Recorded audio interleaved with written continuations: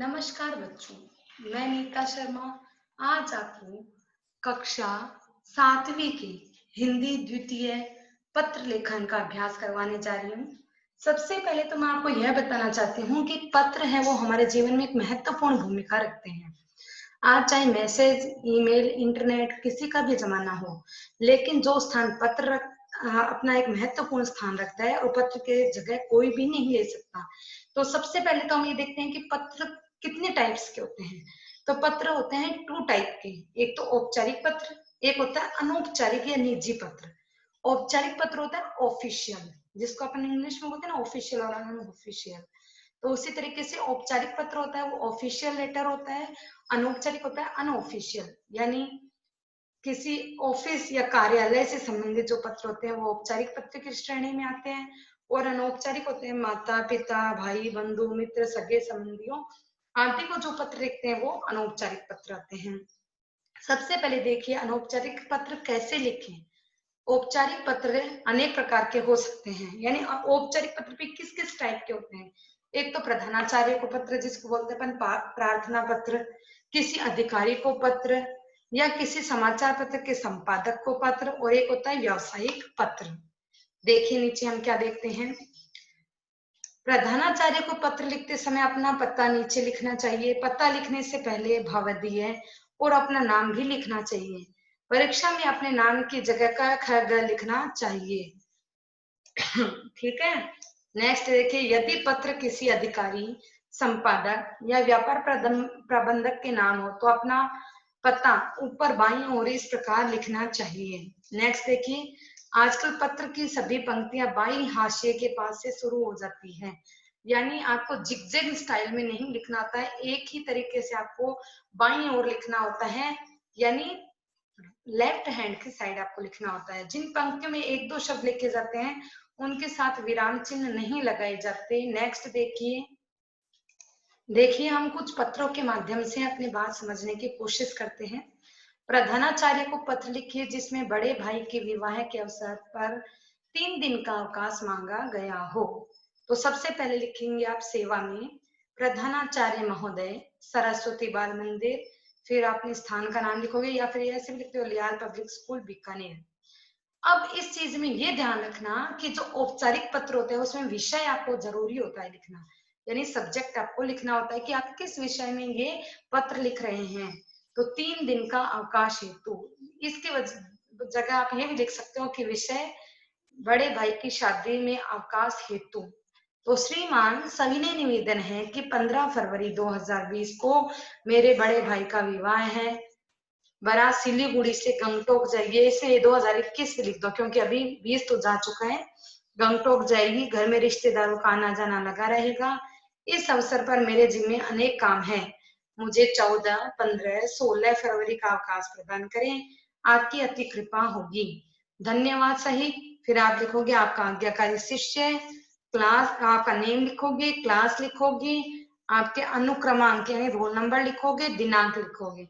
अब ये तो आपको पता ही, एप्लीकेशन लिखते हैं जब अपने घर वालों के सिग्नेचर होते हैं तो अभिभावक यानी माता पिता में से आप किसी के भी साइन करा सकते हो। नेक्स्ट देखिए, प्रधानाचार्य को पत्र लिखकर फीस माफी के लिए आवेदन लिखिए। सेवा में प्रधानाचार्य महोदय, राजकीय आदर्श विद्यालय, एग्मोर, चेन्नई। नेक्स्ट देखिए, विषय फीस माफी हेतु। श्रीमान जी, सविनय निवेदन है कि मैं आपके विद्यालय में 7वीं कक्षा की छात्रा हूँ।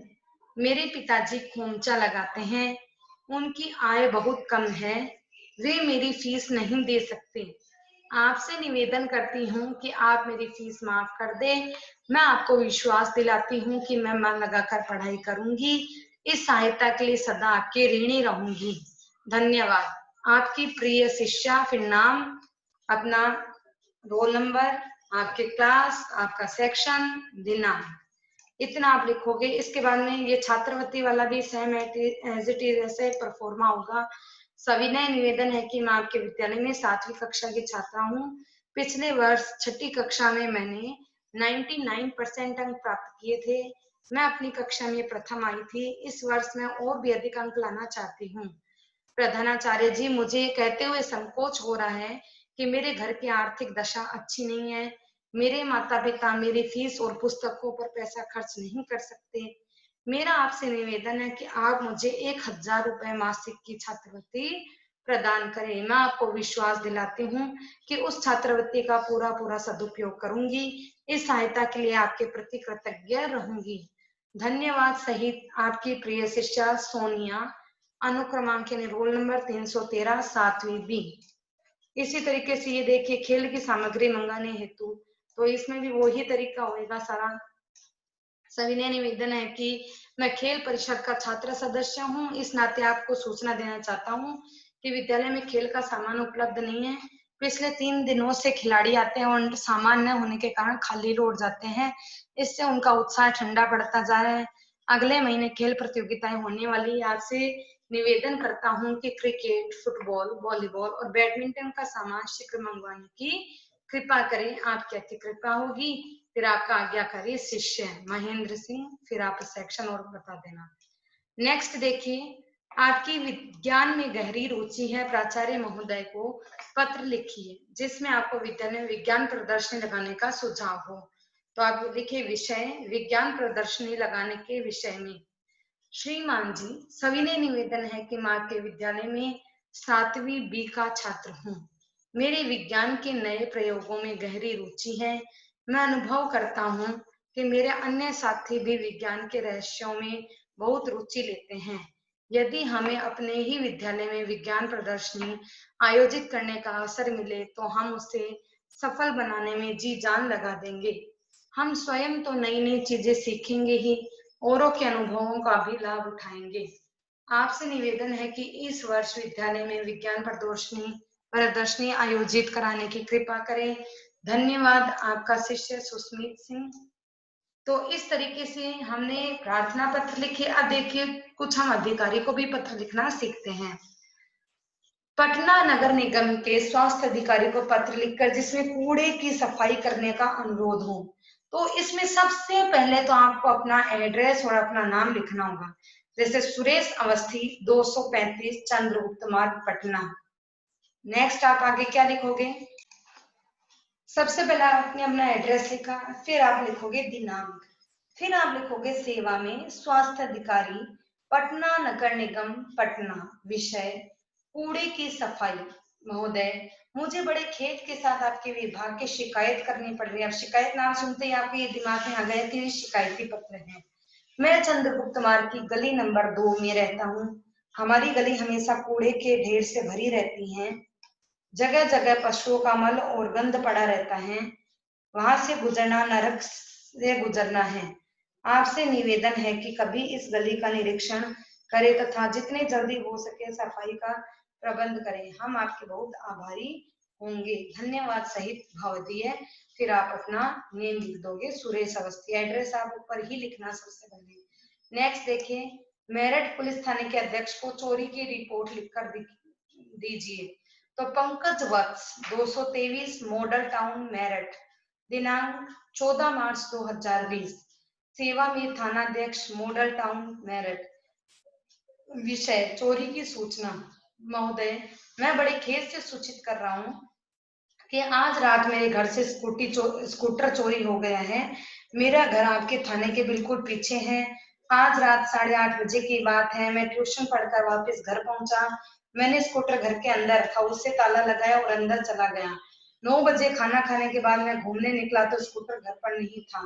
मैंने आस पड़ोस में पूछा, किसी को कुछ नहीं पता। कृपया आप चोरी की रिपोर्ट लिखे तथा जल्दी से जल्दी स्कूटर ढूंढवाने का प्रयत्न करें। एक ये देखिए अपन व्यवसायिक पत्र देखते हैं। लक्ष्मी पब्लिकेशन, अंसारी रोड, दरियागंज, नई दिल्ली को पत्र लिखकर हिंदी की 2 पुस्तकें वीपीपी द्वारा मंगवाइए। तो सबसे पहले तो आप पत्र लिखने वाले आपका नाम लिखोगे। आप सीमा भट्ट, 253 रविंद्र नगर, कोलकाता। फिर आप लिखेंगे सेवा में विक्रय प्रबंधक, लक्ष्मी पब्लिकेशन, अंसारी रोड, दरियागंज, नई दिल्ली। विषय लिखोगे आप पुस्तकों की खरीद हेतु। महोदय, कृपया निम्नलिखित पुस्तकें वीपीपी द्वारा ऊपर लिखे पते पर भेजने का कष्ट करें। मैं ₹500 की राशि का ड्राफ्ट भेज रही हूँ। वीपीपी मिलते ही शेष राशि अदा कर दूंगी। कृपया ध्यान रखेंगे पुस्तकें नए संस्करण की हो, वे कटी फटी न हो, उचित कमीशन काटने की भी कृपया करें। पुस्तकों की सूची निम्न प्रकार है। तो आप पुस्तकों का नाम लिखोगे, नवयुग हिंदी व्याकरण 2 प्रतियां, आधुनिक हिंदी व्याकरण 2 प्रतियां, विशेष हिंदी व्याकरण भाग 2 2 प्रतियां। फिर आप नीचे लिखोगे धन्यवाद भवदीय सीमा भट्ट। ये था व्यवसायिक पत्र। इसके बाद में देखिए संपादकीय पत्र। किसी दैनिक समाचार पत्र के संपादक को पत्र लिखिए जिसमें बिजली के संकट पर आपके विचार हो। प्रवीण बंसल 313 राणा प्रताप नगर अजमेर 15/3/2021 सेवा में संपादक राजस्थान पत्रिका अजमेर। नेक्स्ट देखिए आप नेक्स्ट इसमें क्या लिखना चाहेंगे। बिजली संकट हेतु महोदय, मैं आपके दैनिक समाचार पत्र का नियमित पाठक हूँ। मैं अपने विचार प्रशासन और जनता तक पहुंचाना चाहता हूँ। कृपया इन्हें छापकर अनुग्रहित करें। आजकल बिजली का घोर संकट छाया हुआ है। 24 घंटे मन में यही डर समाया रहता है कि बिजली न आई तो क्या होगा। बिजली है कि आती ही नहीं है। आधा घंटा आती है तो आधा घंटा भर गायब हो जाती है। आजकल परीक्षाओं के दिन हैं, इसलिए वे बिजली को लेकर हमेशा चिंतित रहते हैं। यह बिजली न जाने कितने बच्चों का भविष्य चौपट कर देगी। मैं प्रशासन से निवेदन करता हूँ कि वे नागरिकों की समस्याओं को समझे, उन्हें निरंतर बिजली दें। यदि बिजली की कमी है तो बिजली बंद रखने का समय तय करें, इससे नागरिक अपने काम ठीक समय से निपटा सके। फिर आप लिखोगे धन्यवाद भवदीय प्रवीण बंसल। नेक्स्ट देखिए समाचार पत्र के संपादक को पत्र लिखकर उसमें अपनी कविता छापने का आग्रह। पहले आप वो ये एड्रेस लिख दोगे, दिनांक सेवा में संपादक दैनिक जागरण नई दिल्ली, विषय कविता का प्रकाशन। महोदय, मैं आपके समाचार पत्र की नियमित पाठिका हूँ। सप्तरंग की कविताएं मुझे बहुत अच्छी लगती है। मैं भी कविताएं लिखती हूँ और चाहती हूँ कि आप इन्हें अपने समाचार पत्र में छापें। मेरी ये रचनाएं मौलिक तथा अप्रकाशित हैं। कृपया प्रकाशन की सूचना देकर अनुग्रहित करें। धन्यवाद सहित भवदिया सलोनी मलिक। इसी तरीके से देखिए, ये देखिए कहीं आपने शिक्षा अधिकारी को पत्र लिखिए जिसमें आपके क्षेत्र में नया विद्यालय खोलने का आग्रह हो। तो आप इसमें प्रार्थना पत्र टाइप से ही लिखना पड़ेगा। सबसे पहले आप अपना ऊपर एड्रेस लिख दीजिएगा, फिर आप उसके पीछे नीचे लिखिएगा सेवा में श्रीमान शिक्षा अधिकारी महोदय। फिर आप स्थान का नाम बताओगे, किस स्थान पे, जैसे बीकानेर।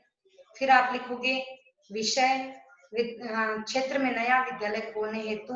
फिर आप लिखोगे महोदय सविनय निवेदन है कि हमारे क्षेत्र में एक भी विद्यालय नहीं है। जो भी अच्छे अच्छे विद्यालय है हमारे क्षेत्र से काफी दूर है। इस वजह से बच्चे उच्च शिक्षा प्राप्ति के लिए विद्यालय नहीं जा पा रहे हैं और छोटे छोटे विद्यालय हैं वो भी हमसे काफी दूर हैं और दूरी की वजह से बच्चों को बहुत ज्यादा परेशानी होती है। बच्चे समय से विद्यालय नहीं पहुंच पाते। इसलिए मेरा आपसे निवेदन है कि हमारे क्षेत्र में एक विद्यालय खोलने की कृपा करें ताकि बच्चों को उचित समय पर अच्छी शिक्षा प्राप्त हो सके। धन्यवाद। फिर आप लिखोगे प्रार्थी या भवदीय, फिर नाम लिख दोगे अपना और डेट लिख दोगे। इसी तरीके से देखिए संपादक को पत्र लिखने वाला है, इसमें भी नई बसें चलाने का आग्रह, ये भी आपके औपचारिक पत्र होगा। इधर देखिए नगम निगम का अधिकारी गृह अधिकारी को पत्र लिखना, ये भी आपके औपचारिक पत्र है।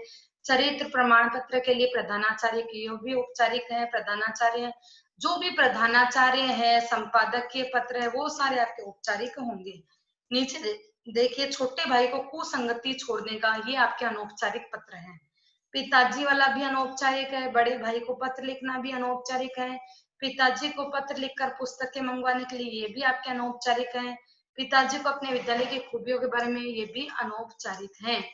डाकपाल को पत्र लिख के अपने डाके की लापरवाही की शिकायती पत्र आपका, जो कि किस में आएगा, औपचारिक पत्र में आएगा। तो बच्चों आज हम औपचारिक पत्र का ही अध्ययन करेंगे। कुछ एक हमने अभ्यास प्रश्न में से देखे, कुछ हमने आगे भी समझे बुक में से। तो आपको इसकी जो भी पत्र हैं आपको पीडीएफ भेज दी जाएगी। आप उसको अपनी नोटबुक में नोट डाउन कीजिएगा और मिड टर्म के एग्जाम के लिए लर्न कीजिएगा। धन्यवाद।